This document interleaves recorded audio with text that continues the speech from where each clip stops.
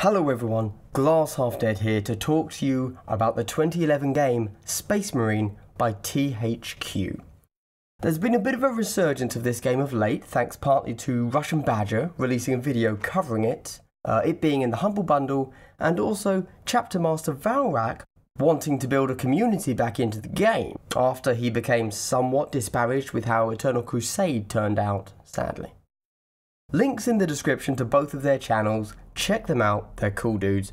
I don't know Russian Badger, but I was briefly in Valrak's guild in Eternal Crusade when it was in beta, and he seems like a genuine guy that just loves some 40k. So get over there. Now, that out of the way, let's talk about why Space Marine isn't going to come back. I am by no means an authority on the subject, but this is 100% my wheelhouse, as I'm both a lifelong PC gamer and Warhammer player. Thanks to the lumbering progression of time, here's a quick refresher for the scene that Space Marine was released in.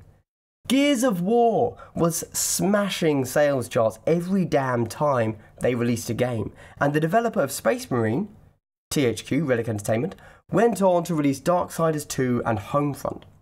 Space Marine shipped 1.2 million units in its first 6 months. Despite having a string of what most would consider hits, the company collapsed and was bought out by a Swedish dude who created THQ Nordic. Legally, however, the rights to Space Marine belong to the publisher, Sega. The last DLC for Space Marine was released in early 2012, and soon after, all rumours of a sequel died off, much as the developer did. Now, I only mentioned Gears of War at the beginning as a frame of reference, and also the noted similarities between the two games. If one were to be cynical, and one shall, Space Marine was a cash grab that followed the highly successful Gears of War formula and nothing more. It was never intended to be a long-term project. Which brings us to the first point of bringing Space Marine back. The chances of there still being workable code just lying around? No chance. For example, World of Warcraft, despite being an older game, has been owned by Blizzard for its entire lifespan. And Blizzard is now going to do a new version of the game that would allow people to play as if it was a decade ago on the original servers with no expansions. They have been in development of that for over a year on a game with no legal rights issues. Yes, there are other complications there, but it's still a valid point. So extra gameplay features is a complete no-go from a realistic standpoint. Now, skins are possible, but why would they? They've already released skins, and whatever small, die-hard fans might be trickling back in and picking up DLC. I mean, even if you have a huge resurgence and manage to get a few thousand people to regularly play the game again, that's nothing. However, the gaming environment has significantly changed since 2011. While I said earlier that Space Marine was only meant to be a Gears clone and wasn't supposed to have any longevity, that's how pretty much all big games were made back then. Since then, we've had the furthering emergence of post-launch supported titles, and in the media now they're called games as a live service, which is a pretty scummy thing, as it easily translates to bad business practices, gambling, addictive skinner boxes, and frankly, parasitical developers and publishers. Worthy of note in this particular situation of bringing Space Marine back to life would be the company that has had huge success of doing exactly what is being suggested. Ubisoft. Notably, For Honor, Rainbow Six Siege, Ghost Recon, and The Division. All of these games overpromised and underperformed on release. Ubisoft even noting their disappointment with initial sales on these titles. However, revisited reviews by reviewers and fans alike claim that all of these games are in the absolute best place they have ever been regarding performance and player base size, and content, both free and paid, is continuing to be produced for all of them. How do you make multiplayer games successful after launch? Ubisoft are basically the only ones that have clawed their games out of the grave and returned from truly bad launches. They did this only through hard work, time and money being thrown at the problem, requiring constant bug fixes and feature additions for several years, starting from the moment the game launched to achieve their current success. Not 7 years later like Space Marine. It's just not going to happen. Now let's get realistic. In the face of so many 40k IP, that's intellectual property, game failures recently, let alone a 7-year-old game, Space Marine isn't going to make a comeback. There won't ever be any new content for it. It's dead. So, realistically, what will there ever be? There's two options. First is to take the multiplayer and run with that. The old Space Marine has a pretty basic lobby-based multiplayer, a simple skill and weapon tree, not much to it, but provided a bit of longevity back in the day when every game had to have both single and multiplayer, otherwise the braying herds of consumers would throw a shit fit.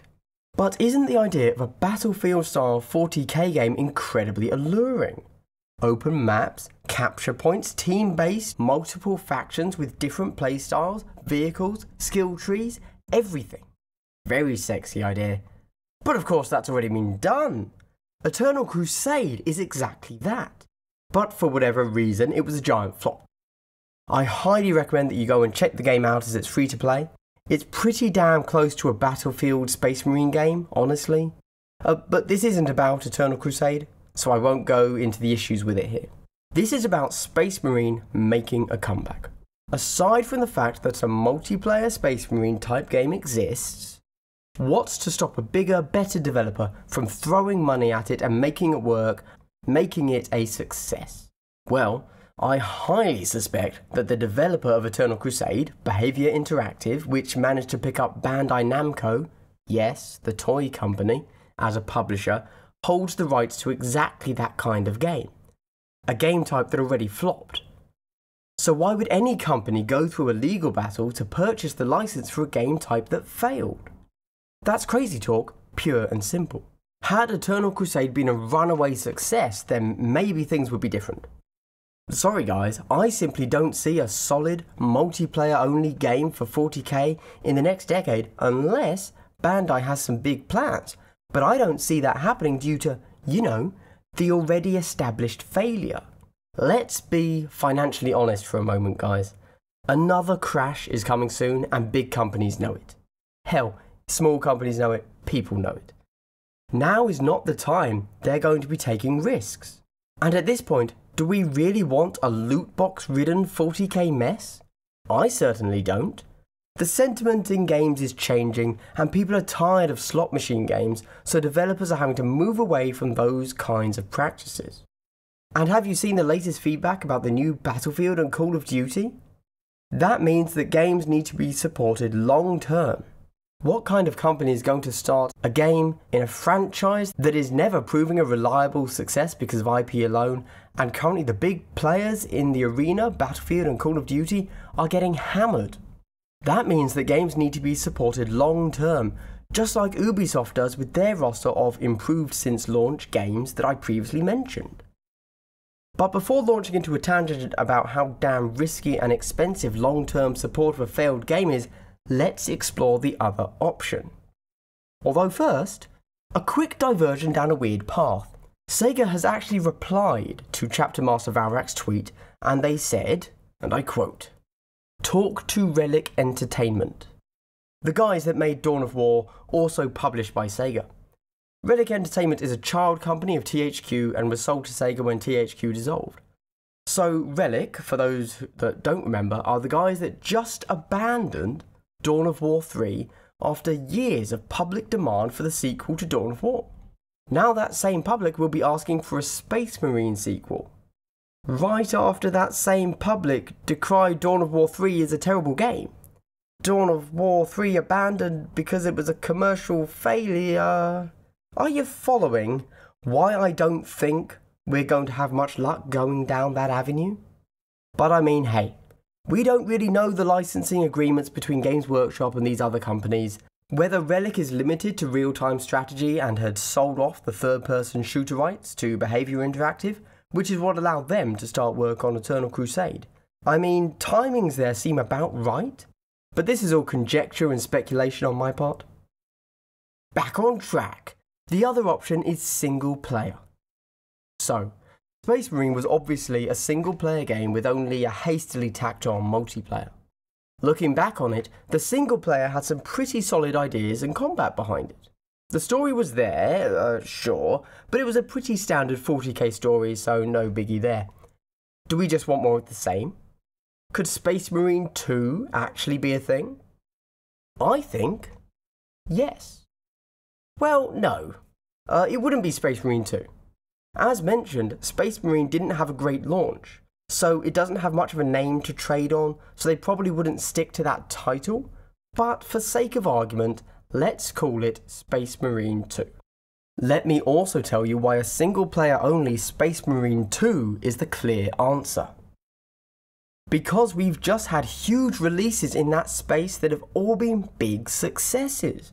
Building off solo experiences like Last of Us, Uncharted, The Witcher 3 and the rebooted Tomb Raider franchise, we have 3 huge hits in the form of Horizon Zero Dawn, God of War and the just released Spider-Man. They've been huge successes because of their mixture of stunning graphics, solid gameplay and quality story. I genuinely think that a narrative 40k solo experience could be a huge hit. In whatever form that takes, make it open world, fighting across an entire continent including vehicles, multiple factions, or a closer to home story, hunting through a hive city. I think the key there is the narrative. The developer is going to want to tone down the typical grimdark. Give us some subtlety. To my mind, that's been the issue with past 40k games. They take the over-the-top ludicrousness of the 40k setting and forget that, when off the tabletop, these stories are about subtle manipulations, questioning faith and beliefs, questioning classism, and asking what a human's nature will make them do on their own steam, even when the initial force that pushed them to darkness has left. No, they simplify it to human good, chaos bad. That will never create a satisfying narrative on a small scale. Brilliant for the grand scope of knowing what's what, but terrible on a personal level. Nail that, plus some solid gameplay mechanics that keep the weight and heft of the original Space Marine, with added modern day quality of life improvements that have occurred in the gaming sphere, and I truly think that Space Marine 2, whoever develops and publishes it, will hit a gaming market that is primed for exactly that type of game to be a huge success. We need a 40k hit in the console and desktop gaming arena to encourage others to start experimenting with the license like they're doing currently in the mobile games market. That will happen by following trends, and amazing single player experiences are exactly the trend that will allow Warhammer to shine. Once we've had that hit, the IP will flourish and branch out into other genres, and we will all get that vaunted holy grail multiplayer that we want. If you want more information about anything I've mentioned here, please do let me know in the comments. Maybe you want to know more about where I think 40k stories go wrong, or perhaps you want to make me dig through ever more complicated intellectual property laws and try to track down exactly what rights different companies hold to the 40k IP. Pro tip, that can't be done. Maybe you want to know more about 40k computer games in general, or about what drives a single or multiplayer game to greatness regardless of IP. Whatever you want more of, I would love to know what you think on the subject and about this video. Glass Half Dead, signing off. Have a great day everyone. Goodbye.